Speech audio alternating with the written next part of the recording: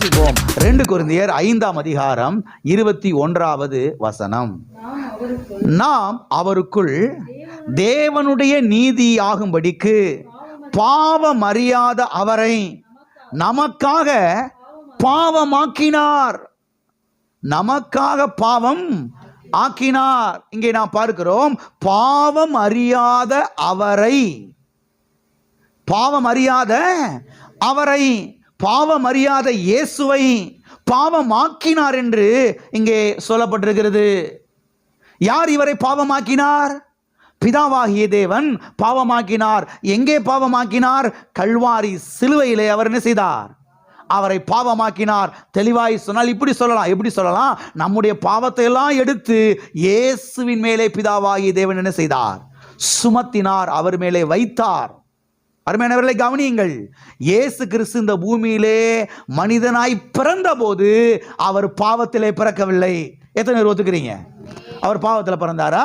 நாமெல்லாம் பாவத்தில் பிறந்தோம். ஆனால் அவர் என்ன செய்யல? பாவத்தில் பிறக்கிற அவர் கண்ணின் வயிற்றிலே பிறந்தார். ஆமென். உன்னிடத்திலே பிறக்கும் பரிசுத்தம் உள்ளது தேவனுடைய குமாரன் என்னப்படும். வாசித்திருக்கிறோம் அல்லவா?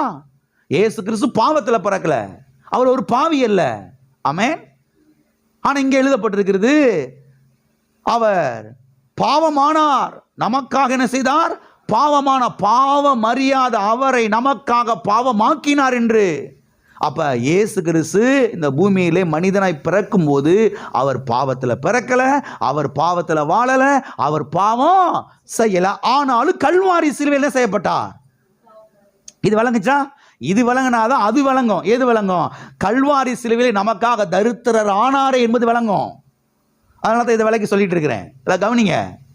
அவர் பாவத்தில் பிறக்கல, அவர் பாவத்தில் வாழல, அவர் பாவம் செய்யல. ஆண்டவர் ஒரு முறை சொன்னார் பாருங்க, என்னில் பாவம் உண்டென்று உங்களில் யார் என்னை குற்றம் சாட்டக்கூடும்? எந்த பாஸ்டர் சொல்ல முடியும் இப்படி? எந்த பிஷப் இப்படி சொல்ல முடியும்? எந்த ஃபாதர் இப்படி சொல்ல முடியும் என்கிட்ட பாவம் இல்லைன்னு சொல்லி? எல்லாம் இருக்கிறீங்களா? இயேசு கிறிஸ்து தைரியமா சொல்றாரு, என்னில் பாவம் உண்டென்று உங்களில் யார் என்னை குற்றம் சாட்டக்கூடும்? யூத மத தலைவர்கள் அங்கே நின்றுக்கிட்டு இருக்காங்க. ஒரு மாவை கட்டிக்கிட்டு 3 அங்கி 4 அங்கியை போட்டுட்டு தாடியை வளர்த்துட்டு பழைய ஏற்பாட்டெல்லாம் மனப்பாடம் பண்ணிட்டு நின்றுட்டு இருக்கிறான். அவனை பார்த்து சொல்றாரு, என்னில் பாவம் உண்டென்று உங்களில் யார் என்னை குற்றம் சாட்டக்கூடும்? நீங்கள் பாவத்திலே பிறந்தவர்கள் என்று அவர் சொல்றாருங்க. அப்ப இயேசு கிறிஸ்து இந்த பூமியிலே மனிதனாய் பிறந்த போது அவர் பாவத்தில் பிறக்கல, பாவியா பிறக்கல, பாவமும் செய்யல, பாவத்தில் வாழவும் இல்லை. ஆனால் கல்வாரி சிலுவையிலே அவர் என்ன செய்தார்? பாவமானார் என்று எழுதப்பட்டிருக்கிறது. பாவம் அறியாத அவரை, யார?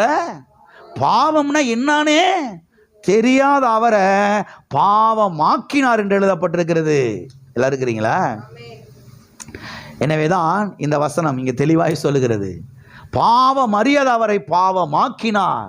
அவர் பாவம் அறியாதவர், அவர் பாவம் செய்யாதவர். அப்படி என்றால் அவர் எப்பொழுது பாவமானார்? கல்வாரி சிலுவையில் என்ன செய்தார்? அவர் பாவமானார். ஆமென். எவ்வாறு அவர் பாவமானார்? பிதாவாகிய தேவன் நம்முடைய பாவத்தை எல்லாம் எடுத்து அவர் மேலே சுமத்தினார். ஆகையால் அவர் என்ன செய்தார்? பாவமானார். அவர் பாவத்தை பாராத சுத்த கண்ணன் என்று எழுதப்பட்டிருக்கிறது பிதாவாகிய தேவனை குறித்து. ஆகவே பாவியான ஒரு ஆளோடு கூட அவரால் தொடர்பு வைத்துக் கொள்ள முடியாது. எனவேதான் இயேசு கிறிஸ்து கல்வாரி சிலுவையிலே கதறுகிறார், என் தேவனே, என் தேவனே, ஏன் என்னை கைவிட்டீர்? பாவத்தை எல்லாம் அவர் மேல சுமத்திட்டாரு. ஆகையால் அங்கே ஒரு பிரிவு ஏற்பட்டு விட்டது. எல்லாம் இருக்கிறீங்களா? அதனாலதான் அங்க அவர் கதறுகிறார். எல்லாம் இருக்கிறீங்களா? ஆகவே நம்முடைய எல்லா பாவத்தை எடுத்து அவர் மேலே சுமத்தினார். பாவம் அறியாத அவரை பிதாவாகி தேவன் பாவம் ஆக்கினார். எதற்காக அவர் பாவமாக்கினார்? இப்ப இதைத்தான் ஆழமாய் கவனிக்கணும். ஒவ்வொரு கிறிஸ்தவ விசுவாசிகளும், ஒவ்வொரு கிறிஸ்தவ பிரசங்கியார்கள், ஊழியக்காரர்களும் இதைத்தான் ஆழமாக கவனிக்கணும். அவர் பாவமானார், பாவம் அறியாதவர் அவர் பாவமாக்கப்பட்டார், பாவத்தை அவர் சுமந்தார். இதுவரைக்கும் விளங்குது. அடுத்த ஸ்டெப் என்ன? அவர் எதற்காக பாவமானார், எதற்காக அவர் பாவத்தை சுமந்தார் என்று சத்தியத்தை பார்க்கும் பொழுது இங்கே நாம் பார்க்கிறோம், நாம் அவருக்குள் தேவனுடைய நீதியாய் ஆகும்படிக்கு, நம்மை நீதிமானாய் மாற்றுவதற்காக. ஆமென். நம்மை நீதிமானாய் மாற்றுவதற்காக அவரை என்ன செய்தார்? பாவம் ஆக்கினார். அவருக்குள், கிறிஸ்துவுக்குள் நாம் தேவனுடைய நீதியாயாகும்படிக்கு என்று எழுதப்பட்டிருக்கிறது. நீதிமானாய் ஆக்கப்படுவதற்கு என்று எழுதப்பட்டிருக்கிறது. ஆமென். கவனிங்க, இதை போலத்தான் ஆண்டவராய் இயேசு கிறிஸ்து இந்த பூமியிலே மனிதனாய் வாழ்ந்தபோது அவர் தரித்திரத்திலே வாழவில்லை. எல்லாரும் இருக்கிறீங்களா? அவர் தரித்திரத்தில் என்ன செய்யல? வாழவில்லை. அவர் தரித்திரராகவும் இருக்கல. ஆனால் கல்வாரி சிலுவையிலே அவர் தரித்திரர் ஆனாரே என்று எழுதப்பட்டிருக்கிறது. அவர் உங்கள் மித்தம் தரித்திரர் ஆனாரே என்று. எதற்காக அவர் தரித்திரர் ஆனார்? இங்கே சொல்லப்பட்டிருக்கிறது, நம்மை ஐஸ்வர்யவானாய் ஆக்குவதற்காக. எத்தனுக்கு புரிகிறது? ஆமென். பாவமறியாத அவர் பாவமாக்கப்பட்டார். தரித்திரத்திலே வாழாதவர் தரித்திரர் ஆனார். எதற்காக அவர் பாவமானார்? நம்மை நீதிமானாய் மாற்றுவதற்காக. எதற்காக அவர் தரித்திரரானார்? நம்மை ஐஸ்வர்யவானாய் ஆக்குவதற்காக. ஒவ்வொரு கிறிஸ்தவ விசுவாசிகளுக்கும் கிறிஸ்தவ பிரசங்கியார்களுக்கும் இது விளங்கணும். ஆனால் அனைவருக்கு விளங்குறதே கிடையாது. தரித்திரத்தில் தான் பிரதர் வாழணும், ஏழ்மையில தான் பிரதர் வாழணும், அரை வயிற்று கஞ்சியும் அண்ட ஒரு குடிசையில தான் வாழணும் பிரதர், நல்ல ஒரு வீட்டில் வாழக்கூடாது, நல்ல சாப்பாடை சாப்பிடக்கூடாது, நல்ல துணிமணிகளை உடுத்தக்கூடாது. அப்படி போதிச்சு அடிச்சு உட்கார வச்சிட்டாங்க. பல நூற்றாண்டுகளாக இதை பிரசங்கம் பண்ணி, இப்போ இதை பிரசங்கம் பண்ணா ஏற்றுக்கொள்றதுக்கு மூச்சு திணறல் வருகிறது. என்ன வருது? என்ன வருது? மூச்சு திணறல் என்ன செய்கிறது? அதெல்லாம் முடியாது முடியாது முடியாது. எது முடியாது? ஏங்க, அவர் எனக்காக தரித்திரர் ஆனாரே. எதற்காக? என்னை ஐஸ்வர்யவானாய் ஆக்குவதற்காக. அவர் எனக்காக பாவமானாரே. எதற்காக? என்னை நீதிமானாய் ஆக்குவதற்காக. அவர் பாவமானது உண்மை என்றால் நான் நீதிமானாய் ஆக்கப்பட்டது உண்மைதான். அவர் தரித்திரரானார் என்றால் நான் ஐஸ்வர்யவானாய் ஆக்கப்பட்டது உண்மைதான். சத்தியம் தான் இதுவும். ஆமே. எல்லாம் இருக்கிறீங்களா? எனவே இங்கே நாம் காண்பது என்னவென்றால், அவர் நம்முடைய பாவத்தை சுமந்து தீர்த்தது போலவே, அவர் நம்முடைய வியாதியை சிலுவையிலே சுமந்து தீர்த்ததை போலவே, அவர் நம்முடைய தீமைகளை சிலுவையிலே சுமந்து தீர்த்ததை போலவே, அவர் நம்முடைய தரித்திரத்தையும் கல்வாரி சிலுவையிலே சுமந்து தீர்த்தார். ஆமென். எல்லா கரங்களை வைத்து சொல்லுவோம், அவர் என்னுடைய பாவத்தை சுமந்து தீர்த்ததை போலவே, அவர் என்னுடைய வியாதியை சிலுவையிலே சுமந்து தீர்த்ததை போலவே, அவர் என்னுடைய பலவீனங்களை சிலுவையிலே சுமந்து தீர்த்ததை போலவே, அவர் என்னுடைய தரித்திரத்தையும் சிலுவையிலே சுமந்து தீர்த்து விட்டார். விசுவாசிக்கணும். இதெல்லாம் கண்ட திறந்து பார்க்கணும். அநேக வருடங்களாக சபையில பாருங்க, தவறா போதிச்சு போதிச்சு போதிச்சு போதிச்சு, நல்ல சிலையை உடுத்தக்கூடாது, நல்ல வேசி சட்டையை போடக்கூடாது, நல்ல சாப்பாடை சாப்பிடக்கூடாது, நல்ல வீட்டு வாசலில் நல்ல இதில் குடியிருக்கக்கூடாது, பிரசங்கம் பண்ணி அடித்து சபையில் இருக்கிற முக்கால்வாசி பேர் எப்படி தான் கஷ்டத்துலேயும் பசியிலையும் பட்டினியில் தான் இருக்கிறாங்க. எல்லாம் இருக்கிறீங்களா? ஆகவே பாவத்தை சுமந்தார், தரித்திரத்தையும் சுமந்தார். ஆமே. பாவத்தை மட்டுமல்ல, தரித்திரத்தையும் அவர் என்ன செய்தார்? சுமந்தார். எனவே ரெண்டு காரியத்தை நாம் தெளிவாய் புரிந்து கொள்ள வேண்டும். ரெண்டு காரியத்தை. ஒன்று, இயேசு கிறிஸ்து இந்த பூமியிலே வாழ்ந்தபோது அவர் பாவியாக வாழவில்லை, அவர் நீதிமானாய்த்தான் வாழ்ந்தார், அவர் பரிசுத்தமாய்த்தான் வாழ்ந்தார். ஆனால் கல்வாரி சிலுவையிலோ அவர் பாவமானார், பாவத்தை சுமந்தார். நம்முடைய பாவங்களுக்காக கல்வாரி சிலுவையில் என்ன செய்யப்பட்டார்? தண்டிக்கப்பட்டார். இது ஃபர்ஸ்ட். இரண்டாவதாக, இயேசு கிறிஸ்து இந்த பூமியிலே மனிதனாய் வாழ்ந்தபோது அவர் தரித்திரராய் இருக்கவில்லை, தரித்திரத்திலே வாழவில்லை, ஏழ்மையிலே வாழவில்லை.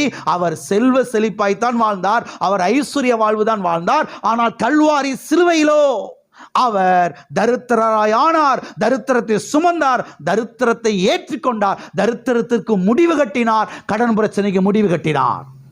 ஆமே. ரெண்டு காரியத்தை நீங்கள் தெளிவாய் புரிந்து கொள்ள வேண்டும். ரெண்டு காரியத்தை நீங்கள் தெளிவாய் புரிந்து கொள்ளலைன்னா, பரிசுத்தமாக வாழ்றதும் கஷ்டம், செல்வ செழிப்பா வாழ்றதும் கஷ்டம்தான். இது அநேக கிறிஸ்தவ விசுவாசிகள் நம்பாதனால தான் அவங்க பாருங்க திணறாங்க. அப்படியே வெற்றி உள்ள கிறிஸ்தவ ஜீவியம் வாழ்றதுக்கு என்ன செய்யறாங்க? அப்படியே புசு புசு புசு புசுன்னு திணறாங்க பாருங்க. டுரு டுரு டுரு டுரு. சில லாரிலாம் ரோட்டில் போகும் பாருங்களா, லாரி புர் புர் புர் புர் போகாது, என்ன செய்யாது, புர் புர் புர் புர்னு இழுத்துக்கிட்டு கிடக்கும். பின்னாடி பாருங்க எமோகா மோட்டார் சைக்கிள் காரு, அது குட்டியோண்டு வண்டியாக இருக்குது, புஷ்ஷுன்னு அடிச்சு அவன் அங்கே போயிடுறான் 5 கிலோமீட்டர் தூரத்தில். எமோகா மோட்டார் சைக்கிள் எல்லாம் இருக்கிறீங்களா? புரிந்து கொள்ளணும் சில காரியங்கள்லாம். அவர் இந்த பூமியிலே மனிதனாய் வாழ்ந்த போது பாவிய பிறக்கலை, பாவத்தில் வாழலை, பாவம் செய்யலை. ஆனால் கல்வாரி சிலுவையிலே பாவமானார், பாவமாக்கப்பட்டார், பாவத்துக்காக தண்டிக்கப்பட்டார். இது சத்தியம் என்றால் நான் நீதிமானாய் ஆக்கப்பட்டதும் சத்தியம்தான். அவர் இந்த பூமியிலே மனிதனாய் வாழ்ந்த போது தரித்திரத்தில் வாழலை, தரித்திரத்தில் பிறக்கலை, பசினி பட்டினி வாழலை. ஆமென். அவர் கல்வாரி சிலுவையிலே தரித்திரர் ஆனார். அவர் கல்வாரி சிலுவையில் தரித்திரர் ஆனார் என்பது சத்தியம் என்றால் இன்றைக்கு நான் கிறிஸ்துவுக்குள் ஐஸ்வர்யவானாய் இருக்கிறேன் என்பதும் சத்தியம்தான். ஆமென். நீங்கள் கிறிஸ்துவுக்குள் யாராய் இருக்கிறீர்கள்? ஐஸ்வர்யவான்களாய் இருக்கிறீர்கள். ஆமென். ஆகவே இந்த 2 காரியத்தையும் நீங்கள் தெளிவாய் புரிந்து கொள்ள எத்தனைக்கு இதுவரை கிளியர் ஆயிடுச்சு? ஆமென். அது மாத்திரமல்ல, அவரை பாவம் ஆக்கினது பிதாவாகிய தேவன் என்று சொன்னால், நீதியே இல்லாத நம்மை நீதியாய் ஆக்கினதும் பிதாவாகிய தேவன் தான். நல்லா கவனிங்க. பாவம் அறியாத அவரை பாவம் ஆக்கினது பிதாவாகிய தேவன் என்று சொன்னால், நீதியே அறியாத நம்மை நீதிமானாய் ஆக்கினதும் யார் தான்? பிதாவாகிய தேவன் தான். கவனிங்க. இதை போலத்தான் தரித்திரம் இல்லாத அவரை தரித்திரராய் ஆக்கினதும் பிதாவாகிய தேவன் என்று சொன்னால், ஐஸ்வர்யமே இல்லாத நம்மை ஐஸ்வர்யவானாய் ஆக்கினதும் பிதாவாகிய தேவன் தான். ஆமென். இன்னைக்கு குடும்பத்தில் வாழ்க்கையில் பார்க்கும்போது சில ஐஸ்வர்யங்கள் இல்லாமல் இருக்கலாம், அதனால நீங்கள் தரித்திரம்னு சொல்லிட முடியாது. சிலருக்கு வந்து இங்கே தான் திணறாங்க. கிறிஸ்தவ விசுவாசிகள், கிறிஸ்தவ பிரசங்கியார்களும் இங்கே தான் அவங்களுக்கு மூச்சு திணறல் வந்துடுது. என்ன திணறல்? இங்கே தான் மூச்சு திணறல் வந்துடுது. இதை நான் கடைசி வேலைக்கு சொல்ல போகிறேன். இன்னைக்கு அவர் பாவமாக்கப்பட்டார், கர்த்தர் என்னை நீதியாய் ஆக்கினார். அவர் தரித்திரத்தை ஏற்றுக்கொண்டார், தரித்திரரானார், என்னை ஐஸ்வர்யவன் ஆக்கி இருக்கிறார். ஆனால் என் வாழ்க்கையில் ஐஸ்வர்யம் இல்லையே, எங்கே பார்த்தாலும் ஒன்றும் இல்லாமல் தானே இருக்கிறேன், ஏன், என்ன காரணம் அப்படின்னு தான் இவங்களுக்கு ஒரு பெரிய கேள்வி இருக்கிறது. இந்த கேள்விக்கான பதிலை இன்னைக்கு இந்த பிரசங்கத்தினுடைய முடிவில் நான் உங்களுக்கு சொல்கிறேன். எல்லாம் கவனிச்சிட்டே வாங்க. ஆனால் ஒன்று உறுதி, ஒன்று நிச்சயம், என்னன்னா பாவம் அறியாத அவரை பாவியாய் ஆக்கினது பிதாவாகிய தேவன் என்றால், நீதியே இல்லாத நம்மை, நீதியே அறியாத நம்மை நீதிமானாய் ஆக்கினதும் பிதாவாகிய தேவன் தான். இதை போலதான் தரித்திரமே இல்லாத அவரை, தரித்திரத்தில் வாழாத அவரை தரித்திரராய் ஆக்கினது பிதாவாகிய தேவன் என்றால், நம்மை ஐஸ்வர்யவானாய் ஆக்கினதும் பிதாவாகிய தேவன் தான். ஐஸ்வர்யமே இல்லாத நம்மை ஐஸ்வர்யவானாய் ஆக்கினதும் பிதாவாகிய தேவன் தான். எல்லாம் கரங்களை சொல்லுவோம்.